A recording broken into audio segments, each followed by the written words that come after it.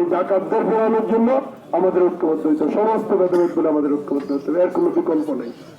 আমরা করবো কি ইনশাআল্লাহ, আমরা আগামী দিনে আপনাদের এখানে বিজয় দিয়ে যদি আপনারা এই এলাকার এই যে অত্র এলাকা যারা আছে এই এলাকাটা যদি ঠিক হয়, আপনার অত্র ইউনিয়ন থেকে আমার কাছে সমস্ত জায়গায় আমরা কম বেশি তথ্য তো আছে, আপনার এই ইউনিয়নটা বৃহত্তর একটা ইউনিয়ন এবং সবচেয়ে এই বারাকটা গায়েতে আপনার এই 8 পাড়ার মধ্যে ভোটও বেশি নাকি ভোটও বেশি। আমরা যদি এখানে ভালো করি ইনশাআল্লাহ বিএনপির বিজয়কে ঠেকাইতে পারবেন, আপনাদেরকে এতটুকু কথা আমি দিতে পারি। আবার তারা হয়তো হীনমন্যতা ভুগতে পারেন, তো হীনমন্যতার ভোগার কোনো কারণ নাই, কারণ যে দলের এই সারা উপজেলা মিলে একটা মিছিল করলে কিংবা লোকজন করলে 100-200 হয়, আর আপনি একটা ওয়ার্ডে একটা মিটিং করলে 200-500 হয়।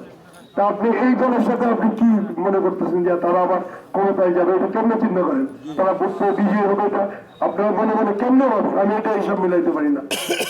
আপনারা মনে করেন যে টাকা পয়সা দিয়ে টাকা পয়সা কিনে এমপি ইলেকশনে পাস করা যায় না, এটা মেম্বারই পাস করা যায়, বড় চেয়ারম্যানই পারা যায়, 200-400 ভোটের বিষয়। যেমন এই লক্ষাধিক ভোটে টাকা পয়সাতে কোনো কাজ হয় না, এটা মনে রাখবেন। আপনাদের অনেকে হয়তো ভাবতে পারেন যে তোলাল সাহেবের টাকা পয়সা আছে, তার জীবনে যা কামাই করতেছে ছেলে সন্তান নাই সব ধরে ইজ্জতের জন্য ধরে।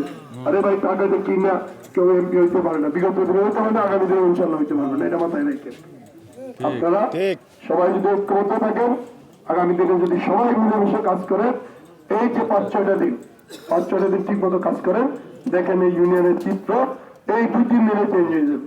এবং এই ইউনিয়নের চিত্র পাশাপাশি কেন্দ্র আমরা আপনাদের অবস্থান কিন্তু ভালো হচ্ছে, আমাদের কাছে সমস্ত রিপোর্টে আছে। অনেকেই কয়েকদিন আগে মনে হচ্ছিল যে না জানি কি হচ্ছে, কিন্তু চিত্র কিন্তু নাই এখন। আপনাদেরকে আমি জেনারেশনে বলতেছি, আপনাদের হীনমন্যতা ভোগার কোনো কারণ নাই, জানেন সে যেখানে বিজয়ী হবে।